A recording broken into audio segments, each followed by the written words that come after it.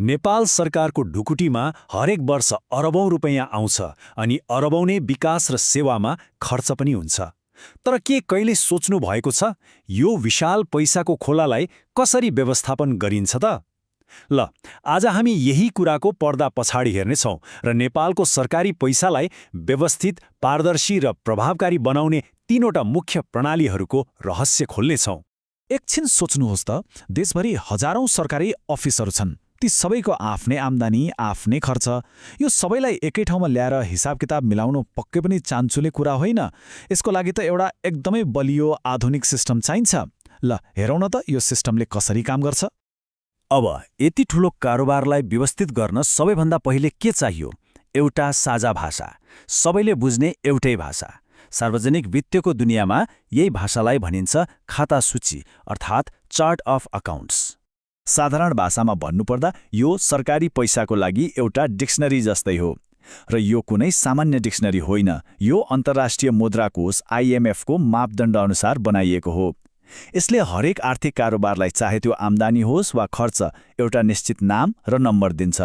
यसले के हुन्छ त, देशभरि एउटै सिस्टम, एउटै भाषा कायम हुन्छ। अब यो सिस्टमको सबैभन्दा रोचक पक्ष त्यो हो यसको कोडिङ सिस्टम।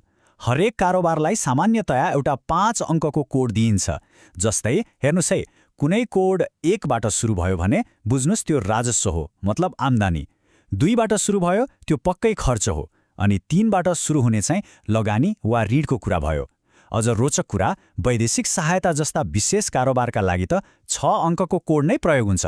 भनेपछि पैसा ठ्याक्कै कहाँबाट आयो भनेर पनि थाहा हुने भयो। त्यसो भए यो साझा भाषा हुनुको फाइदा चाहिँ के त? पहिलो कुरा, यसले आर्थिक रिपोर्टहरूमा एकरूपता ल्याउँछ। देशको जुनसुकै कुनाको अफिस होस्, हिसाब एउटै तरिकाले राखिन्छ। र अर्को सबैभन्दा महत्त्वपूर्ण कुरा, यसले आर्थिक अनुशासन र पारदर्शिता बढाउँछ। जब हरेक खर्चको स्पष्ट कोड हुन्छ नि, तब पैसा कहाँ गयो भनेर पहिल्याउन एकदमै सजिलो हुन्छ।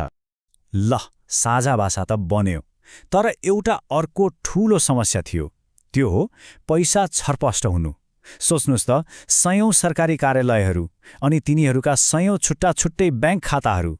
हो, यही समस्याको समाधानको रूपमा आयो एकल खाता कोष प्रणाली, जसलाई ट्रेजरी सिंगल अकाउन्ट अर्थात् TSA भनिन्छ। यसलाई यसरी बुझौँ न।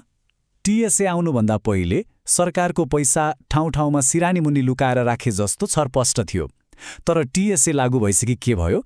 त्यो सबै पैसा एउटै व्यवस्थित पारिवारिक बैंक खातामा जम्मा भए जस्तै भयो। अब हरेक जिल्लामा एउटै कोष खाता हुन्छ र त्यहीँबाट सबै सरकारी कार्यालयको कारोबार चल्छ। यसले नगद व्यवस्थापनलाई कति धेरै प्रभावकारी बनायो होला। र यो सिस्टमले भुक्तानी गर्ने तरिकालाई त पुरै कायापलट नै गरिदियो। अब त्यो पुरानो चेक काट्ने साट्ने झन्झटै रहेन। कुनै सरकारी अफिसले खर्च गर्नु पर्यो भने उसले भुक्तानी आदेश जिल्लाको कोष तथा लेखा नियन्त्रक कार्यालय अर्थात् कोलेनिकामा पठाउँछ। कोलेनिकाले बजेट छ कि छैन भनेर सिस्टममा हेर्छ र बजेट रहेछ भने सिधै पैसा पाउने व्यक्तिको बैंक खातामा ठक्क पुग्छ। कति छिटो, छरितो अनि सुरक्षित। खर्चको कुरा त भयो, तर आम्दानी नि? सरकारले आफ्नो आम्दानीलाई कसरी ट्र्याक गर्छ त?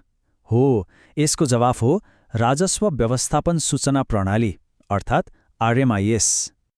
महालेखा नियन्त्रक कार्यालयले बनाएको यो RMIS-लाई भनौँ न देशको आम्दानीको लाइभ ड्यासबोर्ड भन्दा फरक पर्दैन।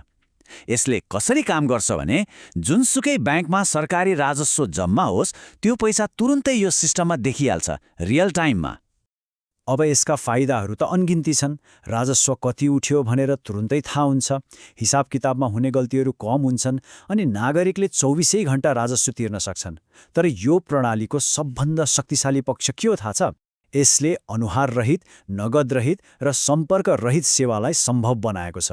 भनेपछि न कसैलाई भेट्नुपर्ने झन्झट, न नगद बोक्नुपर्ने डर। अब यी तीनवटै प्रणालीलाई एकै ठाउँमा राखेर हेरौँ है त। खाता सूची, एकल खाता कोष र राजस्व व्यवस्थापन सूचना प्रणाली, यिनीहरू छुट्टा-छुट्टै प्रणाली मात्र होइनन्। यिनीहरू मिलेर एउटा यस्तो बलियो एकीकृत संरचना बनाउँछन् जसले पुरै आर्थिक प्रणालीलाई धानेको छ। यो चित्रले यी सबै प्रणालीहरू कसरी एक आपसमा जोडिएका छन् भनेर एकदमै राम्रोसँग देखाउँछ। यहाँ हेर्नुस् त, बजेट बनाउनेदेखि लिएर भुक्तानी गर्नेसम्मका विभिन्न चरणहरू छन्। बायाँतिर सङ्घीय, प्रदेश र स्थानीय सरकारले बजेट बनाउँछन्। बीचमा CAGS जस्ता प्रणालीले TSA को प्रयोग गरेर खर्चको हिसाब किताब राख्छ र भुक्तानी पनि गर्छ। अनि दायाँपट्टि रहेको RMIS ले आम्दानी अर्थात् राजस्व सङ्कलनको काम गर्छ। यी सबै प्रणालीहरू एउटै छातामुनि मिलेर काम गर्छन् र यही एकताले नै नेपालको सार्वजनिक वित्तीय व्यवस्थापनलाई बलियो र पारदर्शी बनाउँछ। भनेपछि निचोड के हो त? नेपालको सार्वजनिक वित्त व्यवस्थापन प्रणाली जुन पहिले छरिएको र अलि भद्रगोल थियो, त्यो अब एउटा एकीकृत, आधुनिक र पारदर्शी प्रणालीतर्फ अघि बढेको छ। र यो यात्राले सुशासन कायम गर्न, देशको स्रोतको सही उपयोग गर्न र आर्थिक अनुशासनलाई बलियो बनाउन साँच्चै नै महत्त्वपूर्ण भूमिका खेलेको छ। अन्त्यमा एउटा प्रश्नमा घोत लिन छोड्दैछु।